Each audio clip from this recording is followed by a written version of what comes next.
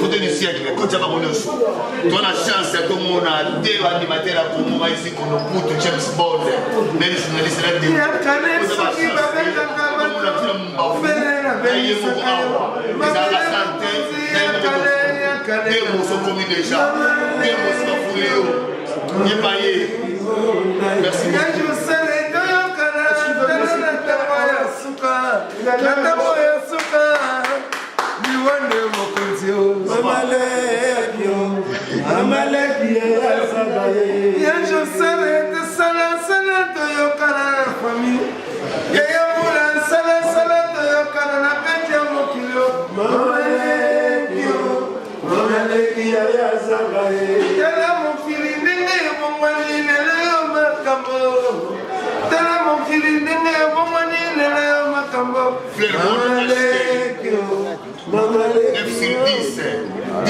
Juna mama funangai papa na bana libata.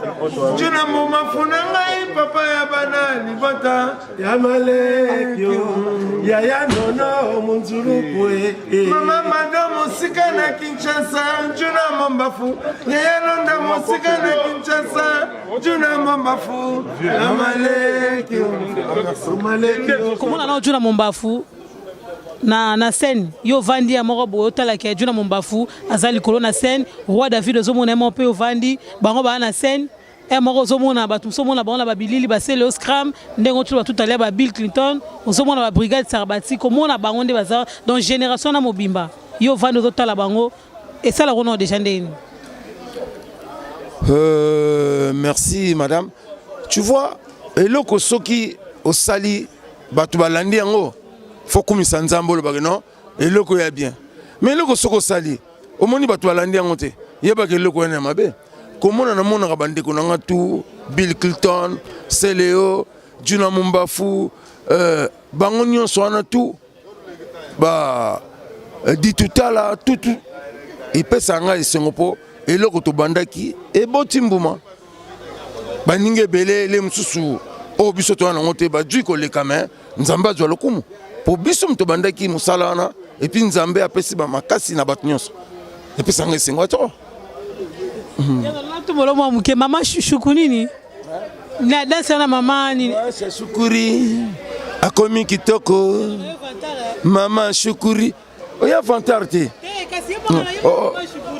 mama shukuri alatiki pour moi c'est nyonso et mobali nyonso soka lingo mokosani akozwa tana ya sukoli chemise na malunga alati pantalon na malunga alati na miso bato abima propre okomona mais ndengo lobonga vantard tala bien na l'accent na bili na ete soki voilà voilà omoni eloko oyo eloko pardon s'il te plaît soko ali pena pardon tiens kuna maman tel misana nous attends soko ali oya pena atala kwa yambote po biso to remplacer vieux Roger Izei du Monkoy po yako beta en African jazz mais siko tango ba vieux ba jubso na saiko yango na gagné qui prix na Belgique mama bena muke oko limine nga po ani mama tukelo mbota ko landa biso ko tala biso.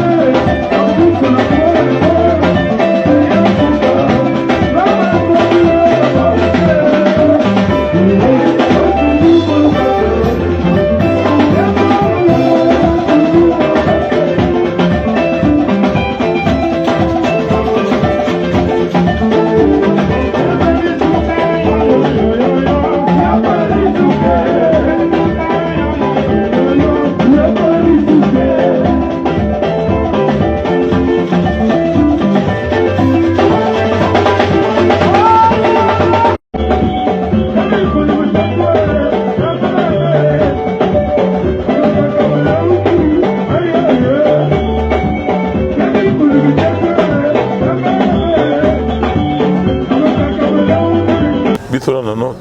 depuis tu as un âge, 9 ans, 10, 9 ans, bana mikeko, ti nambunda odeyon, non, tu as un beta balé,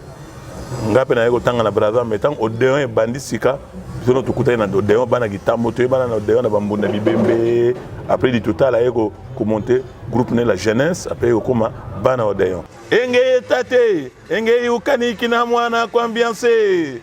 yandi wa kwelele. Ukani kinadiaka Fiona Zeka luke tu pusa kuna Fiona kat Fiona mama donc to eba atalako na ba recherche otosaki ba lobi atalako ezali bongo et encore ils ont la salutation il y a le la mbote na monoko mboka na bino est-ce que ezali ya solo c'est vrai ezali ko atalako tala donc il y a le mbote atalako tala et puis nous avons notamment le 10 janvier toro fêter le 10 janvier à couper le 10 janvier oui ça la biso fier ko ça la biso fier ça la biso c'est ngomini mais ne pas bossa na biso te non accueilli mais bébé atalako azali chanzaka histoire te tala ndenge na bandaka masolo yango matisa kitisa pesa kitisa matisa katista tala mutindo échanger échanger tala mutindo a bloqué abol fachi béton oyebi ngai bien bébé atalako oyebi ngai bien bébé atalako oyebi nono atalako to talaka biso mbaye na Bruxelles na kosenga ndeko na nga akufi tozana posa matanga na ye ya awa président Chosa yone papa na biso tokozenga liwa ya ndeko na biso ebembe ya na kisasa awa po tozana posa na ye atalaku mama zekete atalaku tala atalaku mama zekete zebola danse na nini kolinga esalaka yo boye nayebisa nzambe atala likambo oyo kosomba bolingo esalemaka te nayebisa baninga ya kolupe bayeba bolingo na defa ntango ekoki na futi saji bongo ya nono munzuluku Mombele honoré auto mesala obenga nono atalaku ye onde tozana ye awa na plateau na motema na yo komituna kate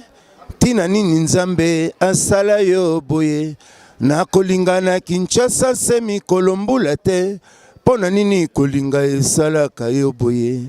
nayebisa nzambe atala likambo oyo kosomba bolingo esalemaka te nayebisa baninga ya kolupe merci voilà attends vraiment voilà tembele ya non to beta moi lisolo nao hein bon personnellement nga déjà na monio na découvrir yo et pas jonga hein na découvrir pas jonga na ba soirée mususu ezara OK bo soirée au moni ah fi wana kombo na non même si on a linga na nzembo yango batu mususu ba yembara omona batu mususu alinga na nzembo yango wana asalaka mwa nini mais na olinga pe o la télé biso parcours na yo hein du début jusqu'à présent et ça langa vraiment bien pour na ba fan o Bolanda émission oyo pour na Papi Bouzi et Sigazali. En tout cas merci beaucoup on a repé Salvoso merci mingi mbote mikolo leki ebele bande ku ebele ba mituna wabike munzuluku mombele nono tala ku apie tant que ngamona catholique na kopesa ba catholique nyonso mbote ba protestant nyonso mbote armée di salim mbote ba groupe de prière mbote ba konza police mbote ba soda ya mboka na biso mbote vraiment parcours na biso ndenge to alaki ba jeune moko na kati ya quartier souvent à l'époque soki moto adui matanga to dei to ako sangana toke ko betele mbunda na pokwa vie na biso moko pe a sonama vie beta kumae aye ko tala ke non ba jeune yo ndenge ba liboye na ko sala organisation avant ba tuba trouver bango to ba solliciter bango il faut que ba futa un rien pour na récompenser bango à la fin ndé ko salsa mbunda odeon de là na mbonda odeon zaiko yeko découvrir biso ndenge kombo batala ko bima wana yo orchestre no liboso na esiko bandeli ki atalaku eza zaiko vraiment tant que na